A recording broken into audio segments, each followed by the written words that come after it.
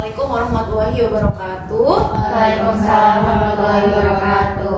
Ya, terima kasih untuk kehadirannya, kedatangannya Inayah, Nesa, manggilnya siapa nih awal ya? Alia, terus Cia dan Nata. Terima kasih sudah mau hadir di undangan Bunda untuk ikut konseling kelompok. Sebelum kita mulai, mari kita bersama-sama baca doa dulu kali ya, biar berjalan dengan baik kegiatan kita di pagi hari ini. Berdoa dipersilahkan. Sebelumnya udah pernah ada yang ikut konseling kelompok? Pas di SMP? Belum. Berarti semuanya belum pernah ikut kegiatan konseling kelompok ini ya. Oke, Bunda jelaskan terlebih dahulu. Jadi kalau biasanya kan kalian tahunya cuma konsultasi, konseling tapi sendirian gitu ya, datang ke BK. Kalau ini kok kelompok kan ini nanti mungkin banyak rahasianya Bu, jadi kita semua tahu dong gitu ya. Jadi konseling kelompok ini memang kalian nanti akan diminta untuk menceritakan apa sih permasalahan yang sekarang sedang kalian hadapi yang ingin segera diselesaikan gitu ya. Tapi tetap dengan memperhatikan kerahasiaan gitu kan. Jadi semua yang nanti diceritakan di sini tidak boleh diceritakan ke orang lain. Hanya kita berenam aja yang tahu ya. Nata nggak boleh cerita ke teman-teman sekelasnya gitu kan, atau nggak boleh cerita ke teman-teman sekamarnya gitu ya. Jadi hanya benar-benar kita di sini aja yang tahu gitu ya. Tadi harus bisa menjaga rahasia, terus bisa terbuka gitu ya. Dan mungkin ketika nanti ada temennya yang bercerita, itu bisa mendengarkan dengan baik, mencermati, oh ternyata permasalahannya dia seperti ini. Tapi di sesi konseling kelompok kali ini kita hanya memilih satu masalah dari kalian berlima ini, mana yang akan dibahas dan diselesaikan terlebih dahulu. Nah Bun, nanti kita yang berempat ngapain gitu. Nah inilah gunanya tujuan dari konseling kelompok. Biar apa? Biar yang punya masalah tadi itu dia punya gambaran juga dari teman-teman yang berempat itu bisa ngasih saran, masukan, atau mungkin kalian pernah ngalamin tuh masalah yang dialami misalnya sama Alia mengalami seperti ini. Oh, Inayah pernah mengalami juga. Dan Inayah bercerita, waktu itu aku menyelesaikannya seperti ini. Kamu mau coba nggak? Gitu ya. Jadi bisa nanti ikut aktif memberikan saran dan masukan. Ya, bisa dipahami ya. Oke, kalau udah siap semua, coba siapa yang mau ngasih gambaran terlebih dahulu. Jadi yang diceritaan itu nggak detail, cuma contohnya itu seperti ini. Bunda, aku sekarang lagi ngerasa cemas banget, terutama dalam hal akademik gitu ya, belajar gitu. Lihat teman-teman nilainya bagus-bagus banget, setiap kali ulangan nilainya 90, aku pas KKM aja udah alhamdulillah Bun gitu kan. Itu aku kayak nggak nyaman Bun gitu. Nah cukup sampai segitu dulu. Nanti kalau sudah diceritakan semua satu-satu, baru nih nanti kita bisa memilih bersama permasalahan siapa yang akan diselesaikan dan kita bahas dulu. Gitu ya. Jadi ceritanya sekilas dulu aja, karena nanti yang masalahnya terpilih itu yang akan cerita lebih detail lagi. Mungkin kenapa bisa seperti itu, sejak kapan masalah itu muncul, gitu ya. Time management. Maksud aku kayak kan aku tuh aku deh. Maksudnya kita semua kan di sini banyak yang kegiatan. Misalnya dari mulai sekolah, aktif, eskul, belum yang di OSN juga, yang dia tanya penting di Shivex juga. Kadang kita tuh jadi karena harus ngurusin semuanya, jadinya tuh kadang iya semuanya ke jalan tapi semuanya nggak maksimal gitu. Dari aku sendiri Aku sekarang kayak ngerasa kayak labeling tuh labeling apapun, kayak labeling tentang organisasi, misalnya kamu jabatan ini, habis itu mungkin labeling kamar atau mungkin labeling itu kayak pandangan orang ke kita gitu. Iya. Jadi maksudnya misalnya contoh kecilnya kita main sama si anak ini, dan anak ini kayak apa ya, dia terkenalnya kalah gini. Dengan kita main dengan dia nggak selalu kan apa yang kita omongin dengan dia itu selalu tentang permasalahan gitu.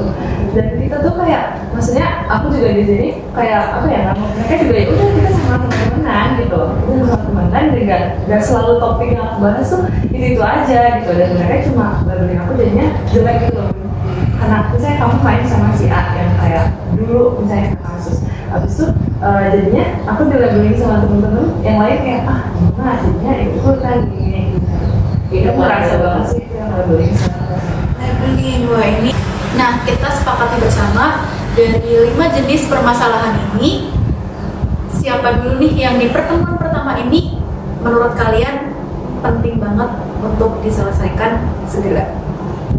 Permasalahan Tata terlebih dahulu yang akan diselesaikan. Cuma teman-teman yang lain nanti bisa ambil hikmah pelajaran, ngasih saran, masukan kita akan seperti apa. Kepada Tata dipersilakan. gimana ya, itu kalau misalnya ceritain juga gimana, pasti semua orang juga sendiri kan pasti setiap orang tuh pasti ngerasain namanya labeling, apalagi kita boarding kan di sini itu kelihatan banget, maupun itu kakak kelas ataupun dari Indonesia sendiri ataupun dari kelas kita sendiri, ya itu semua labeling. Kayak gimana ya, kita tampil di depan kayak, wah kakak ini keren nih, berarti speakingnya bagus gitu, otomatis itu labeling dari kelas kita. Tapi misalnya dari angkatan kita kayak ini orang apa ya, maju terus dari yang lain, pengen banget kelihatan gitu loh. Jadi terus kalau misalnya kelas sendiri kayak iya, mungkin sebatas itu. Tapi kalau misalnya dari mereka aku lebih kerasa di angkatan juga, karena mereka yang tahu sebelum kita, mereka yang tahu aktivitas kita. Berarti teman-teman angkatan ya yang labelingnya itu lebih kenapa kamu lagi gitu. Tata ngerasa di seperti itu kan? Iya. Enggak sih, buat tapi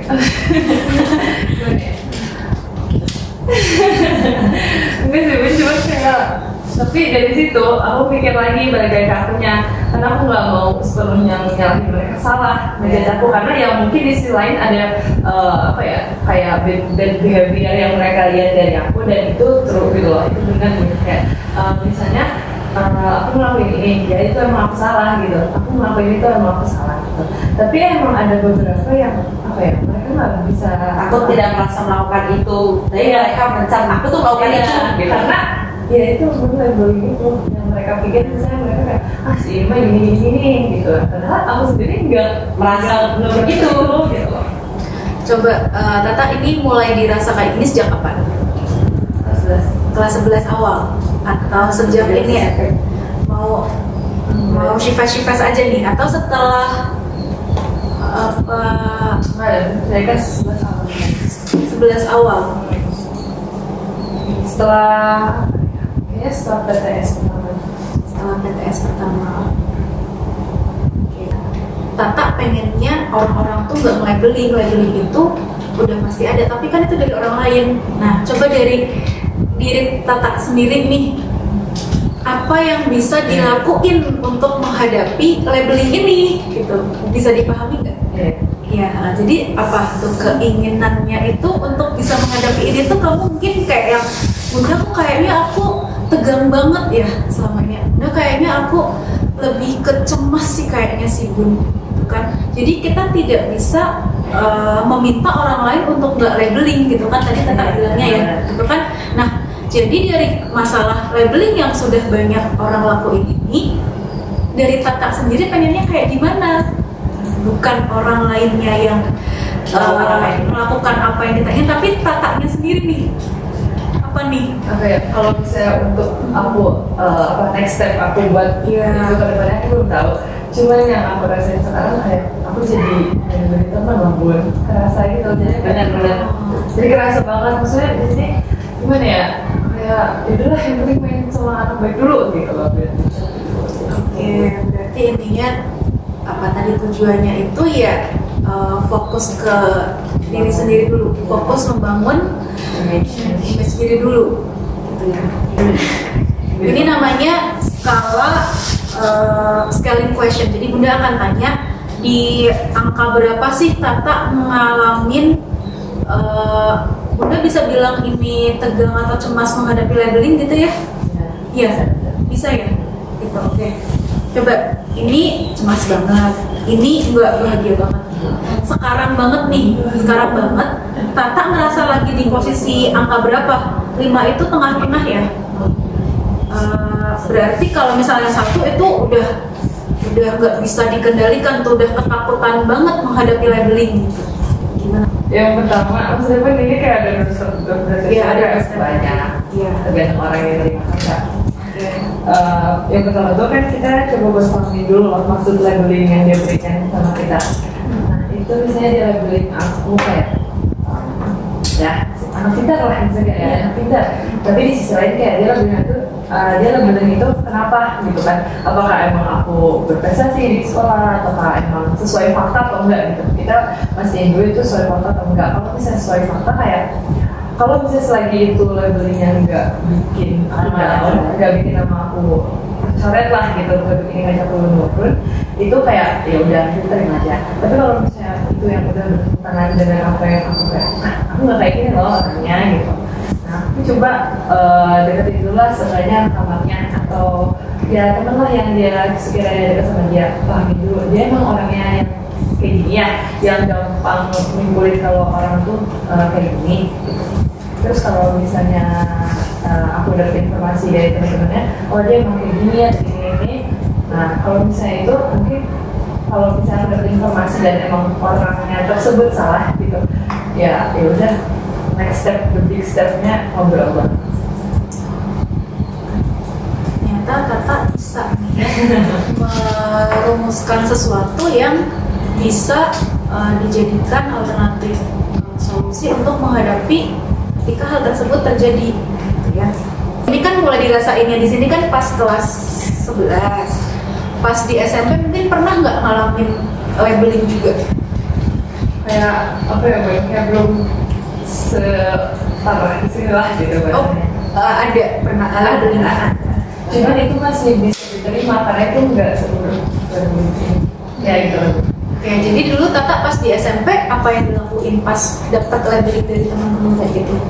Oh ya, karena di sana aku labelingnya, yang saya image-nya bagus. Labelingnya bagus. Oh iya, labelingnya bagus. Jadi kayak aku, oh ya, dan itu fakta apa yang mereka kata itu kayak emang kata kayak gini orangnya, gitu, emang dia kayak gini orangnya, gitu. Dan maksudnya orang-orang juga udah, saya ya itu nerima labeling aku tuh emang kayak gitu, kata tuh emang orangnya kayak gitu. Jadi aku nggak bawa masalah gitu. Oke, pernah merasakan labeling tapi bagus, jadi bisa diterima. Cuma sekarang ada labeling tapi mulai nggak sesuai fakta tadi gitu ya. Makanya tadi yang pertama Tata lakuin adalah kalau sesuai fakta diterima, gitu. Kalau enggak, nah ini nih mau ngapain nih gitu. Salah satu yang dilakukan adalah mungkin memberitahu ke teman yang tadi labeling bahwa ini salah satu cara aku untuk bisa membawa dia lebih baik ya, tapi dengan cara seperti ini ya. Oke, coba dari Tata sendiri ada yang mau disampaikan nggak dari hasil konseling ini? Ya, alhamdulillah dari hasil konseling hari ini. Ya, aku juga aku jadi tahu lebih banyak karena gak cuma aku yang ngerasain. Dan makasih buat teman-teman yang berbunda yang udah percaya buat cerita di sini, buat solusi ya, walaupun kita juga belum tahu kan apa big step aku yang sekarang ini bakal tercapai buat next meeting atau gimana. Tapi dari aku kayak makasih karena emang kita semua ngerasain, dan semangat aja buat nyelesain problem. Bu, sebelum diakhiri, mari kita bersama-sama membaca hamdalah dan doa kafaratul majelis.